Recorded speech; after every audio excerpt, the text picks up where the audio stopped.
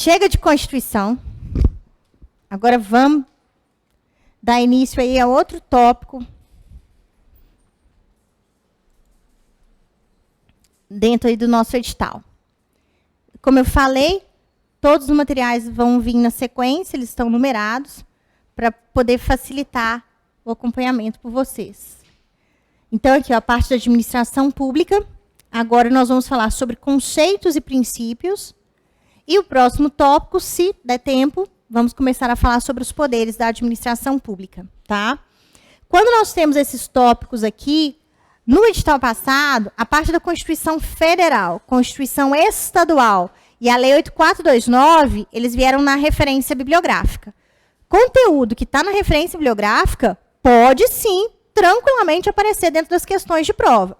E quando a gente estudou, por exemplo, cargo, emprego, função, estabilidade, regras de vencimento, a gente está estudando agentes públicos. Então, está implícito aqui o texto da Constituição, pode estudar tranquilamente, tá? Bom, vamos voltar na teoria do direito administrativo. O direito administrativo, a gente já entendeu que é o ramo do direito que estuda a função administrativa e quem a exerce. Lembra do conceito subjetivo e do conceito objetivo de administração pública? O mais importante é lembrar que o direito administrativo não é a área do direito que estuda prefeito, governador, presidente, eleições. Isso é coisa do direito constitucional. O nosso foco é a atividade administrativa e quem a exerce. Trouxe aqui um conceito da Maria Silvia. Direito administrativo é o ramo do direito público que tem por objeto, quer dizer, o que ele estuda? Os órgãos, a gente já falou sobre órgãos aqui, lembra? Meu coração que se apaixonou pelo sapato. Agentes e pessoas jurídicas administrativas que integram a administração pública. Seria aqui ó, o conceito subjetivo. Mas é o ramo também que estuda a função, a atividade jurídica não contenciosa. Quem que trabalha com atividade contenciosa? O judiciário. Atividade contenciosa de conflito, que exerce e os bens de que se utiliza para atender os seus fins de natureza pública. Então, eu trouxe aqui um conceito do direito administrativo. Direito administrativo não tem código. Eu não tenho um código igual ao Código Penal, Código de Processo Penal. A gente não tem. O direito administrativo, ele tem várias fontes espalhadas. São várias leis, resoluções, decretos. Então, o pessoal que vai fazer concurso, por exemplo, da Secretaria de Estado de Educação aqui em Minas, tem o decreto que dispõe sobre a ética pública dos agentes públicos e da alta administração. É um decreto. Então, são várias normas espalhadas. Por isso, nós falamos que o direito administrativo ele não é codificado. O que quer dizer não é codificado? Não tem código de direito administrativo. São várias leis. A nossa fonte principal, ou a fonte primária, é a lei. Falamos, inclusive, do princípio da legalidade. Só que essa lei aqui, como fonte primária, não é lei só com o nome de lei, lei ordinária, lei complementar. É lei no sentido amplo, normas do direito. Aí entra a Constituição Federal, a estadual, a lei orgânica do município, as leis ordinárias, as leis complementares, mas também entram os decretos, resoluções, instruções normativas. Tudo que você tampa o título e vem lá, artigo 1º, artigo 2º, artigo 3º, entra nesse conceito mais amplo de lei. Fontes secundárias, quais são as outras fontes que nós temos? Temos aqui a jurisprudência. O que é a jurisprudência? A jurisprudência nada mais é do que o entendimento repetido dos tribunais.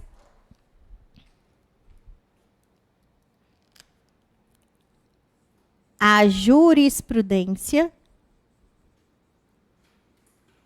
nada mais é do que o entendimento repetido dos tribunais. Eu vou continuar explicando, estou só esperando o pessoal anotar. Entendimento repetido dos tribunais.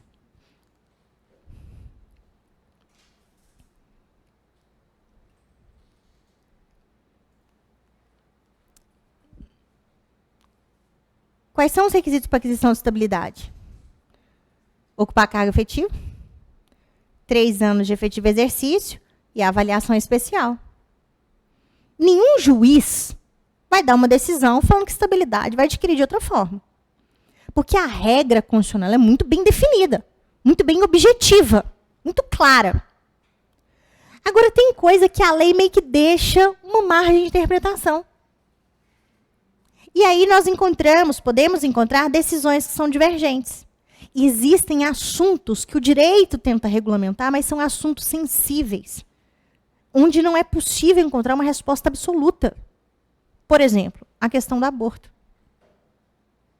É uma situação sensível, que é muito difícil um magistrado se posicionar, ou uma lei. São temas de difícil solução. E aí o que acontece? Na lei, eu estou falando na lei, não estou dando minha opinião, fora disso, tá? Na lei, o aborto ele é um crime. Na lei, existem exceções. Quando tiver risco à vida, está na lei. Decorrente de estupro, aí poderá ser autorizado. E aí uma situação que alguns anos atrás surgiu, foi com relação ao feto anencefálico, que era aquele que não tinha formação do tubo neural. Se poderia ou não ser realizado o aborto.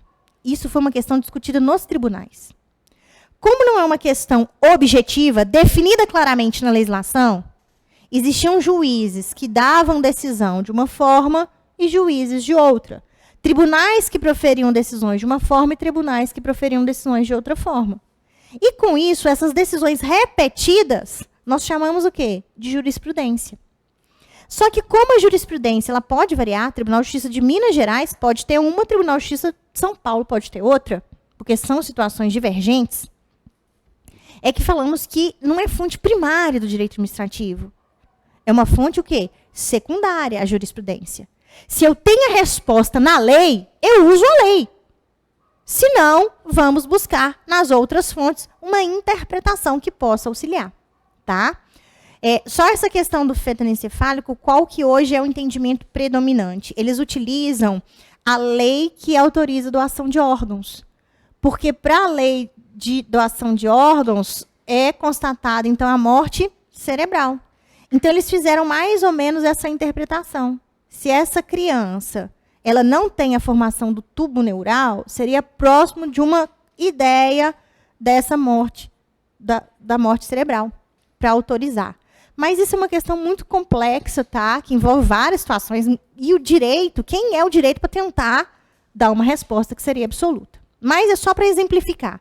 Existem situações que eu não tenho uma resposta clara, definida e objetiva.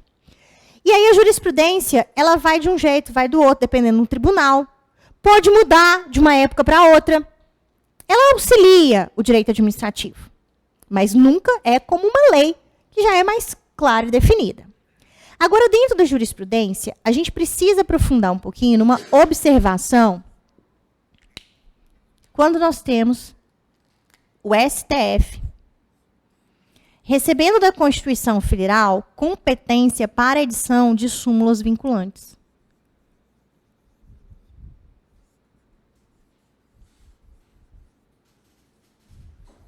Isso é direito constitucional, salvo engano, artigo 103A da Constituição. A súmula vinculante, só quem pode elaborar é o STF. Então, olha a diferença de jurisprudência. Jurisprudência, cada tribunal tem a sua. Súmula vinculante é só o STF.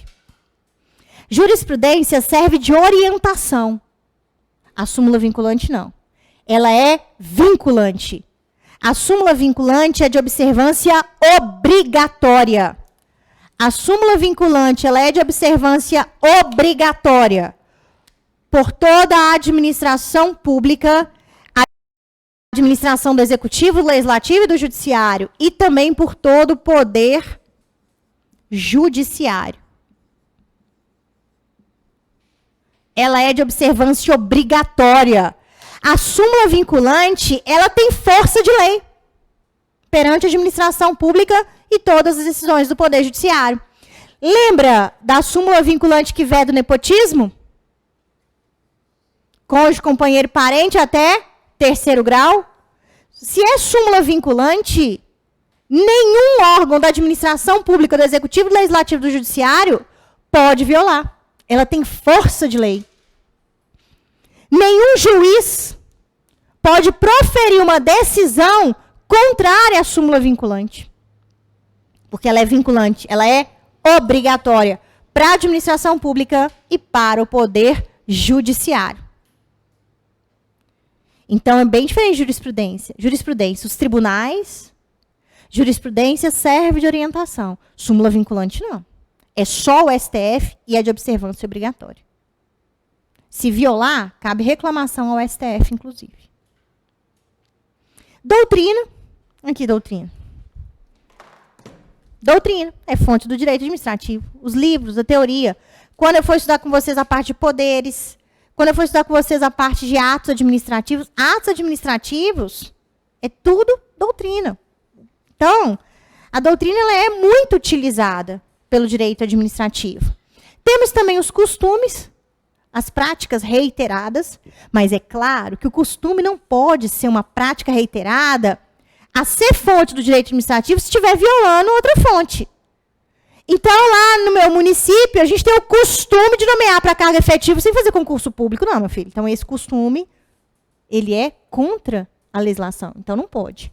Então, o costume só vai ser aplicado se ele for segundo a lei, ou se ele estiver interpretando, ampliando a lei. Agora, se eu tenho um costume que se choca com a lei, deixa o costume de lado. Se eu tenho um costume que se choca com uma súmula vinculante, deixa o costume de lado. E ainda falamos sobre os princípios do direito, princípios gerais. Professor, dá um exemplo de um princípio geral do direito. Princípio da ampla defesa do contraditório. É do direito processual penal, é do direito processual civil, é do direito administrativo. Ampla defesa e contraditório é um princípio geral. Igualdade. Então, os princípios. Alguns autores incluem também os tratados internacionais que foram recepcionados pelo Brasil. Não necessariamente com status de emenda constitucional, não. Qualquer tratado internacional que foi recepcionado, seguindo os procedimentos lá do direito constitucional, eles também entram como fonte. Tem autor que coloca com um tópico separado. Tem autor que entende que eles estariam aqui, ó, lei no sentido amplo. Os tratados internacionais, principalmente se forem de direitos humanos. Aí que a gente tem que respeitar mesmo, tá? Então, são as fontes do direito administrativo. Não tem código, não é codificado. Aí lembra daquela aula de legalidade, impessoalidade, moralidade, publicidade e eficiência? Aqueles princípios, eles estão previstos no artigo 37, caput da Constituição Federal. Só que, além deles, existem outros princípios, que são princípios do direito administrativo, também a serem observados. Não existe hierarquia entre eles. Eu não vou falar que o princípio que está no 37, ele está hierarquicamente acima de qualquer um desses outros aqui, ou o contrário. E aí nós temos esse rol que a doutrina vai apresentando. Supremacia e indisponibilidade do interesse público, contraditório, ampla defesa e os demais. E aí eu vou falar um pouquinho de cada um deles para vocês. Abre seu coração e deixa entrar, porque cai na prova. Não tem jeito. Se cai na prova, a gente tem que trabalhar. Supremacia do interesse público. Simples assim. Entre o interesse público e o interesse privado, qual que vai prevalecer? O interesse público. Então, na hora que eu sou prefeita de um município, que eu tenho que tomar uma decisão, eu vou tomar essa decisão para prevalecer o interesse de um grupo ou de toda a coletividade? Da coletividade. Alguns autores falam que o princípio da indisponibilidade do interesse público e da supremacia são as pedras de torque, são as bases do direito administrativo. Eu tenho que observar o princípio da supremacia, poder legislativo. Na hora que a Câmara Municipal vai elaborar uma lei que trata sobre direito administrativo, essa lei tem que levar isso em consideração. A norma tem que fazer prevalecer o interesse coletivo em detrimento do interesse individual. Por exemplo, quando você tem aqui a legislação que fala sobre o uso dos espaços públicos. Vou dar prioridade ao particular ou prioridade para o interesse coletivo? Para o interesse coletivo. Então, por exemplo, posso colocar mesas e cadeiras nas calçadas? Não, a prioridade é para quem está passando. E passa muito mais gente do que tem gente sentada no restaurante. Interesse coletivo tem que prevalecer sobre o interesse individual. Então, para ter mesa e calçada da forma correta, tem que ter ali a calçada com o mínimo tantos metros, só pode usar um pedaço, o restante tem que ficar livre. Tanto no momento da elaboração da lei, quanto de sua execução. Presença de cláusulas exorbitantes nos contratos administrativos. O que é uma cláusula exorbitante? Exorbita, que vai além. Nos contratos de direito privado, um contrato de locação, locador e locatário estão em igualdade. Tem direitos e obrigações para os dois lados. O dono do apartamento pode ir lá enfiar a chave, dar uma olhadinha para ver o que você está fazendo lá dentro? Não, não pode. Você não paga o aluguel, ele pode chutar a porta e pegar a sua geladeira? Não. Nas relações de direito privado, as normas tratam a ideia de igualdade entre as partes envolvidas. No direito administrativo, não. A administração está sempre numa posição de supremacia com relação à outra parte. Por isso que nos contratos administrativos, nós temos cláusulas exorbitantes. Cláusulas que dão mais poder para quem? Para o particular ou para a administração? Para a administração. Por exemplo, a administração pública, ela pode alterar o contrato e impor goela abaixo da outra parte. Tem o princípio da legalidade.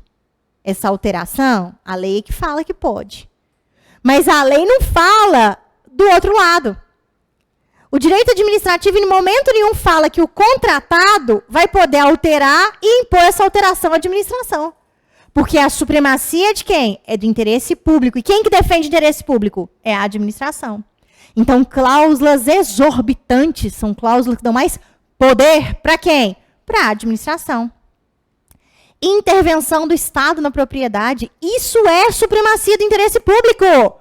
Eu moro na minha casa desde que eu nasci. Minha mãe nasceu naquela casa. Minha avó nasceu naquela casa. Vem a administração e fala, ó, desapropriação. Para quê? Passar uma avenida. Gente, mas a avenida é mais importante do que toda a minha genética? Sim, ela é. Supremacia do interesse público. Quer outra coisa que vocês poderão exercer? Requisição administrativa do artigo 5º. No caso de iminente perigo público, pode requisitar a propriedade privada, mediante indenização ulterior nos casos de dano. Está tendo lá uma perseguição, acabou o combustível da viatura, você desce e fala, meu filho, me dá seu carro aqui agora. E pronto. Requisição administrativa. Requisição administrativa nos momentos de pandemia. Utilizar ali o ginásio de uma escola particular para acolher as pessoas ali naquele momento. Isso é supremacia do interesse público. Desapropriação, requisição administrativa, são exemplos. Estão lá no artigo 5º da nossa Constituição, inclusive, dessa supremacia. Entre interesse público e o privado, sempre o interesse público, mas dentro dos limites da lei. Indisponibilidade. Eu, Patrícia, eu posso dispor dos meus bens do jeito que eu quiser. Eu posso comprar o sapato que eu quiser, vou parcelar, vai dar problema, mas vou parcelar.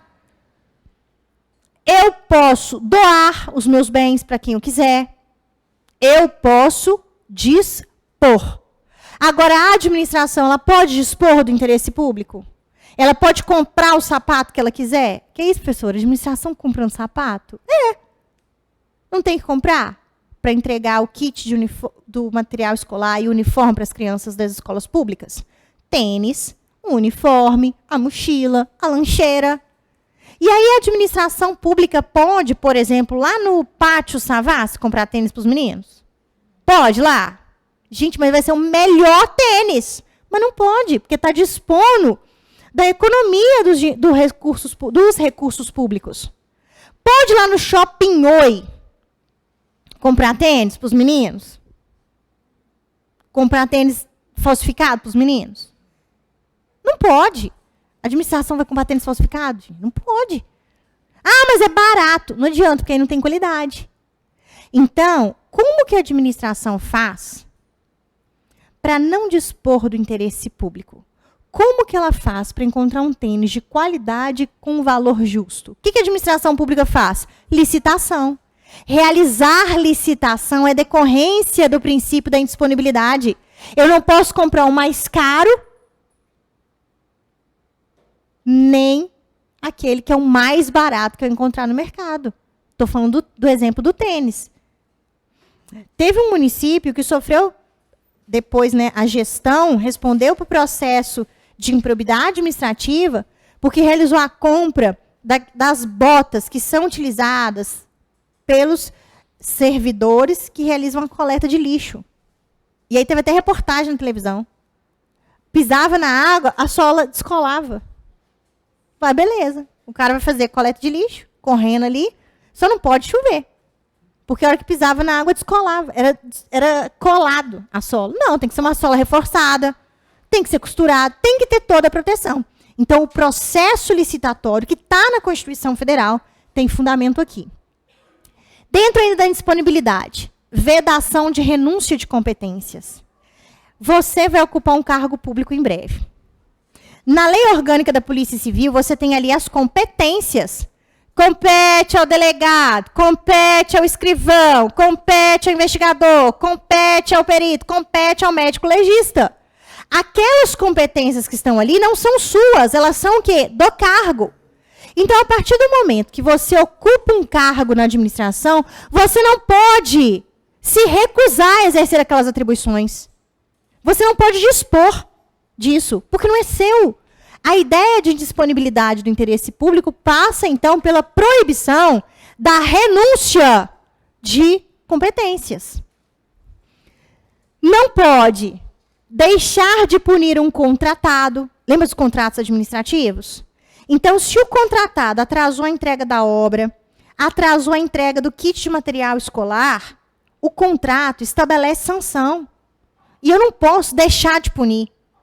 Se eu, Patrícia, para minha escola particular, assino com a sua empresa, você vai entregar o uniforme, você atrasa, eu posso dispor e não cobrar de você a multa. Não, foi só 15 dias, não deu prejuízo nenhum aqui não, eu tinha alguns em estoque, não vou te cobrar.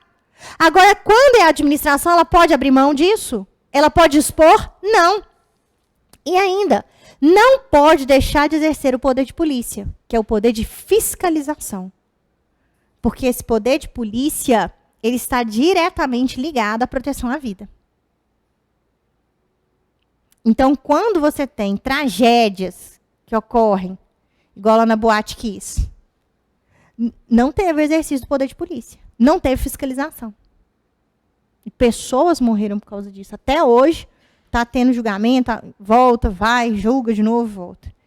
Então, não posso abrir mão da proteção do interesse público. Não posso abrir mão da proteção do interesse público. Então, supremacia, o interesse público prevalece sobre o particular. Indisponibilidade, eu não posso dispor da proteção do interesse público. Contraditória e ampla defesa, vocês sabem mais do que eu, né? Está lá no artigo 5º da nossa Constituição. Aos litigantes, tanto no processo judicial quanto no processo administrativo, por isso que está dentro do direito administrativo, e aos acusados em geral, são assegurados o contraditório e ampla defesa com todos os meios e recursos a ela inerentes. Então, muito foco aqui na parte do inquérito policial, quando que aquele investigado vai ter acesso, a questão do advogado, o que já está escrito lá no inquérito, o que não está escrito, o que já concluiu, o que não. Aquela partezinha que fala sobre esse acesso para ampla defesa, contraditório, isso pega muito em concurso da Polícia Civil. Porque o inquérito policial é o que vocês vão atuar, né?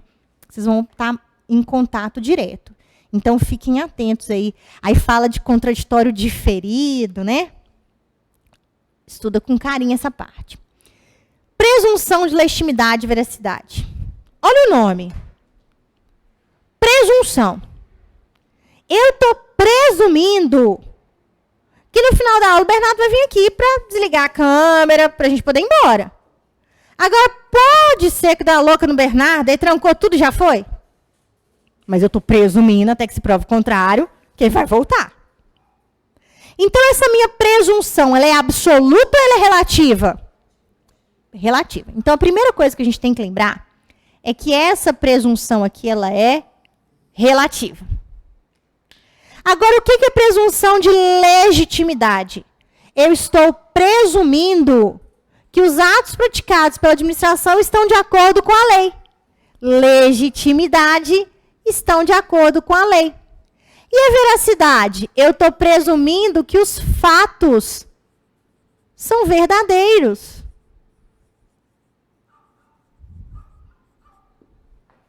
Até que se prova o contrário. Então, vamos buscar exemplos.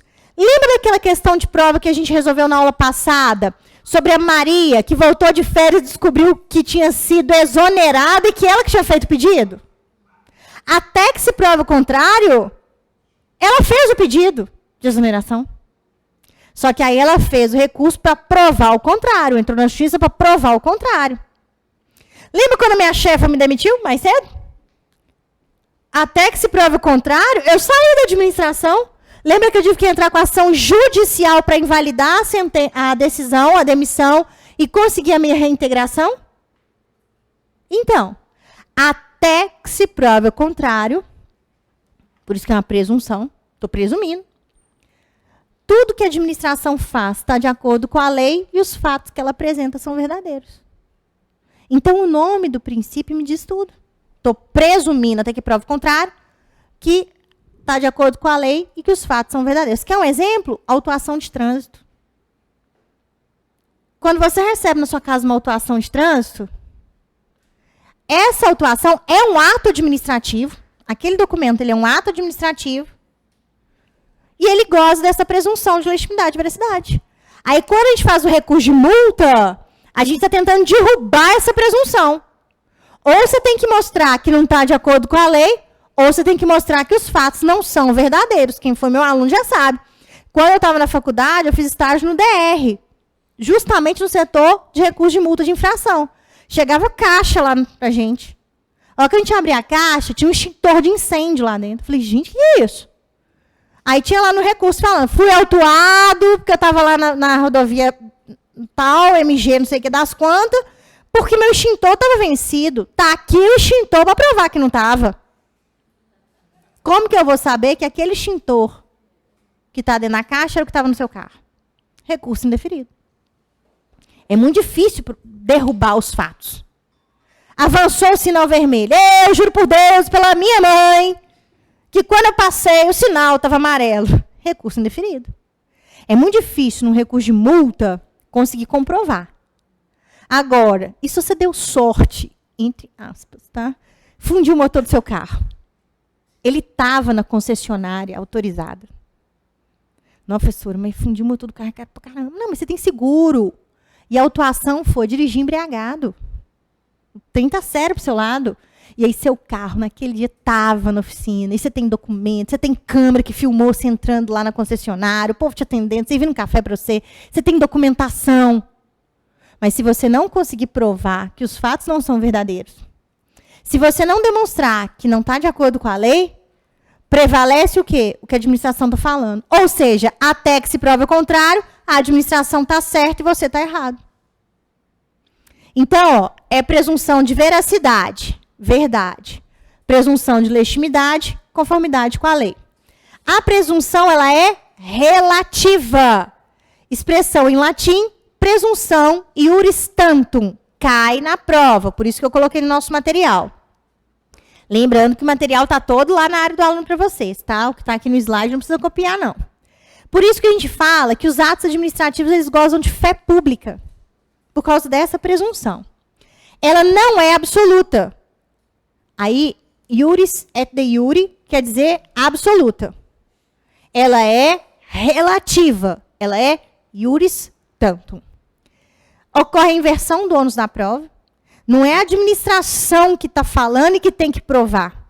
A administração fala. E quem que vai ter que provar o contrário? É você. porque vão lá para o processo penal. Me ajuda, se eu estiver falando errado, você me corrige. Se você tem o Ministério Público acusando, tem que fazer prova. Quem fala tem que fazer prova. Só que aqui eu tenho a inversão desse ônus da prova. Quem fala é a administração, e quem que vai ter que provar o contrário? É outra parte. E enquanto não provar, os atos produzem efeitos. Lembra da minha demissão? Fui demitida, estou demitida. Enquanto não conseguir provar o contrário. Então, o princípio da presunção de legitimidade e veracidade é só ver o nome, que aos pouquinhos a gente vai destrinchando. Continuidade dos serviços públicos. Tenta imaginar, o que quer dizer esse princípio? Que o serviço público pode parar ou não pode parar? Ué, continuidade? Não pode. Serviço público, saúde, educação, transporte, água, luz, coleta de lixo. Isso é tudo serviço público. E o princípio da continuidade diz que os serviços públicos devem ser prestados de forma contínua à população. Imagina, uma semana sem coleta de lixo. A cidade para. A cidade para, gente. O centro da cidade, tem lugar do centro da cidade que a coleta de lixo é realizada 2 vezes por dia. Imagina se não tiver coleta de lixo. A cidade vai parar. Então, aquilo que é serviço público, a gente vai estudar, tá? Serviços públicos, tem que ser prestado, tem que ser colocado à disposição de forma contínua. Só que esse princípio não é absoluto, porque tem hora que o serviço público precisa parar. E aí, lembra do princípio da legalidade? A administração só pode fazer o que a lei determina ou está autorizando. Vamos juntar. Nós temos a lei que regulamenta as concessões e permissões de serviços públicos, e ela fala que o serviço eficiente é aquele que atende à ideia da continuidade. Só que olha só o que diz o artigo 6º. Não se caracteriza como descontinuidade, quer dizer, violação do princípio, a interrupção em situação de emergência. Foi o que ocorreu na minha rua, na outra semana. Isso é verdade. O carro veio, desceu a rua e não freou, bateu no poste. A fiação toda caiu. O poste caiu, a fiação também. Na hora, o que a CEMIG tem que fazer? Cortar o fornecimento. Porque se tem um fio ali, ó, pode vir alguém encostar naquele fio. Vai tirar selfie, né? Tirar selfie. Aí vai lá, segura no fio para tirar selfie. Ou então pendura lá para poder tirar selfie. Corta energia. É uma situação o quê? De emergência. Ah, na Prudente Moraes estourou o encanamento, está jorrando a água. Copasa vai lá e corta. Situação o quê? De emergência. Lembra, uns anos atrás, no carnaval, o pessoal no trio elétrico, alguém jogou serpentina metalizada na rede? Aí é eletropressão. É? Ah, tá vendo? E aí, quando você tem essa situação, corta energia. Interrompe o fornecimento de água. São situações o quê, gente? De emergência. Só que, além das situações de emergência, também pode ter interrupção, só que tem que ter aviso prévio. Aí você vai ler o aviso prévio para ver se você treme nas bases ou não, se ele está com o seu nome ou não. Se tiver assim, prezado cidadão, tranquilo. É manutenção que eles vão dar. Agora, se tiver assim, prezada Patrícia, pronto, esqueci de pagar a conta. Aviso prévio, quando? Motivado por razões de ordem técnica ou de segurança das instalações. Manutenção na rede elétrica. Aí vem prezado cidadão, que é a cartinha para todo mundo. Agora, se vem prezada Patrícia, é o quê? Inadimplência do usuário. Considerado o interesse da coletividade. A interrupção do serviço, na hipótese, então, do artigo 6º, parágrafo 3º, inciso 2º, ela não pode começar a interrupção sexta-feira, sábado, domingo, nem em feriados ou no dia anterior do feriado. Porque se está fechado o órgão público, eu não consigo ir lá regularizar para restabelecer o fornecimento. Tá? Então, na legislação, vem de forma bem objetiva.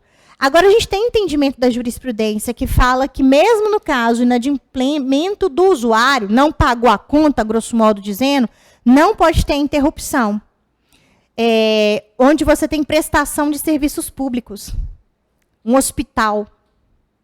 E aí a gente não pode esquecer que a administração pública também tem conta de energia para pagar. O município também paga a conta da CEMIG.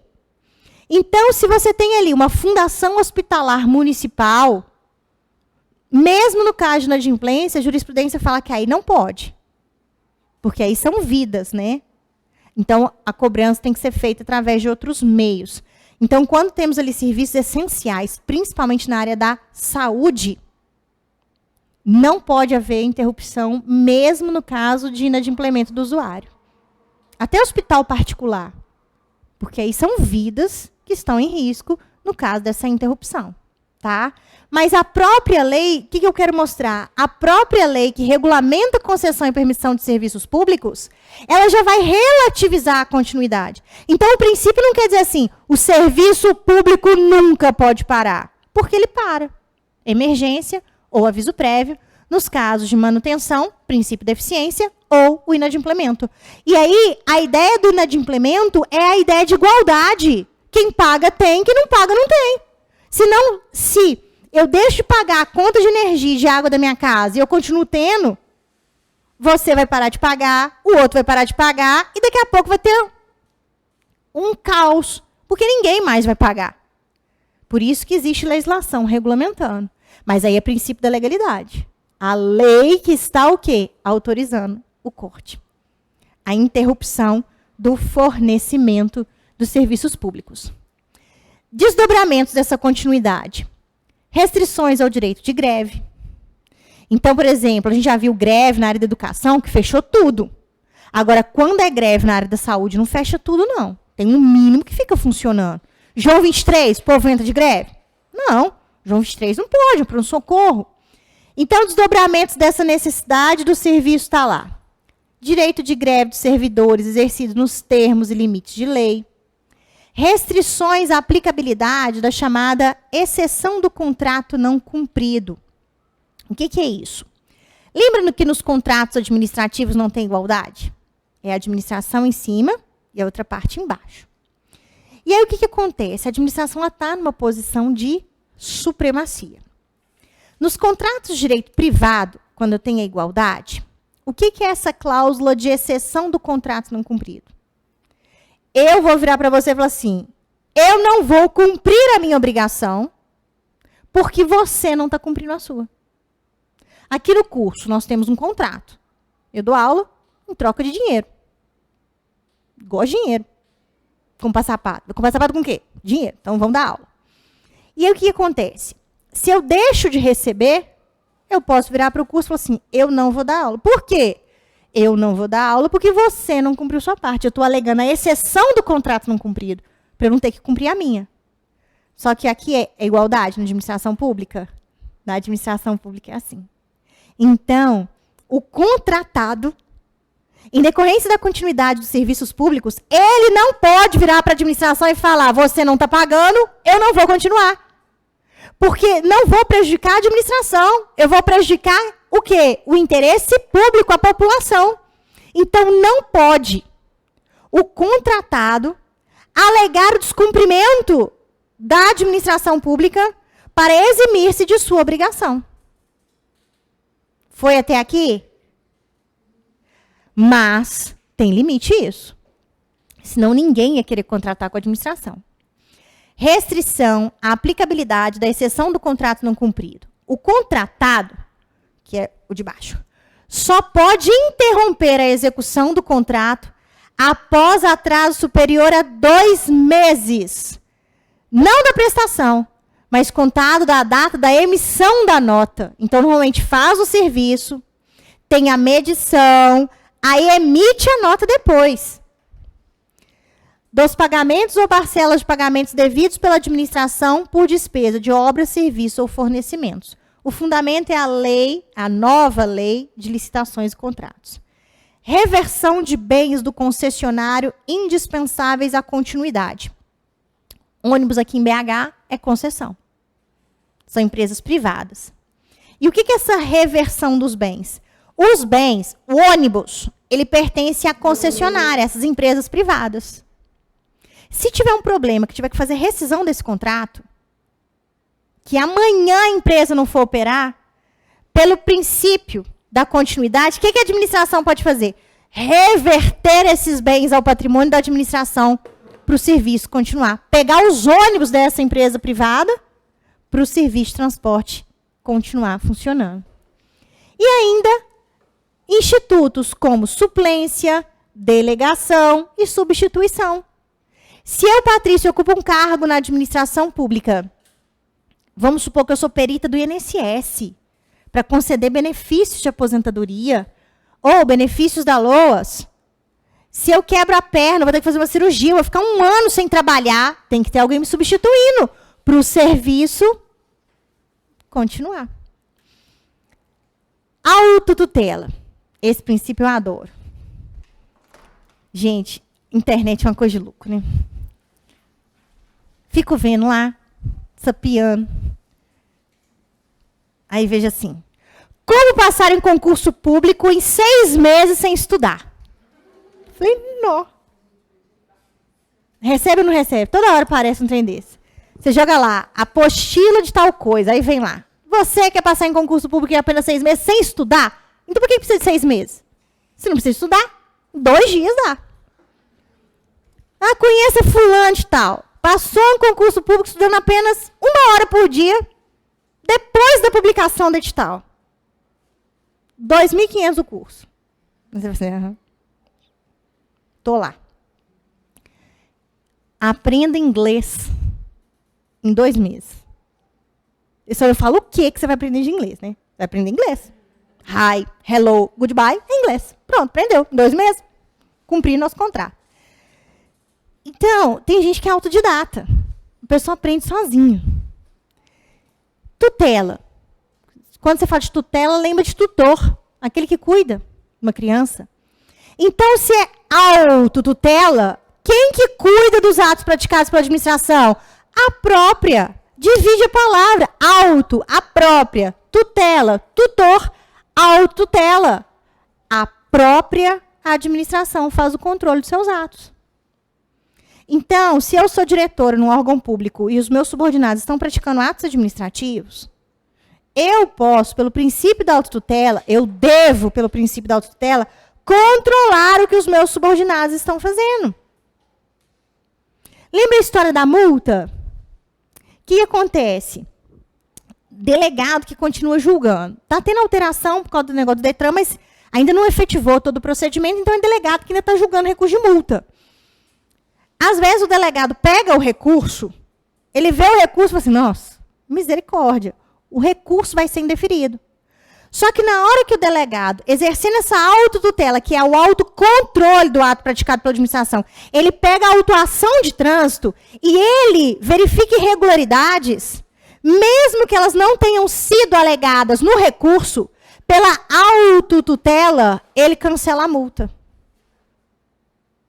A administração deve controlar os seus próprios atos. Então, a administração tem a prerrogativa de rever os seus próprios. Aí, às vezes, fala assim, seus próprios, fica meio redundante. É para justamente firmar essa ideia de autotutela. É a administração fazendo o controle dos seus próprios atos,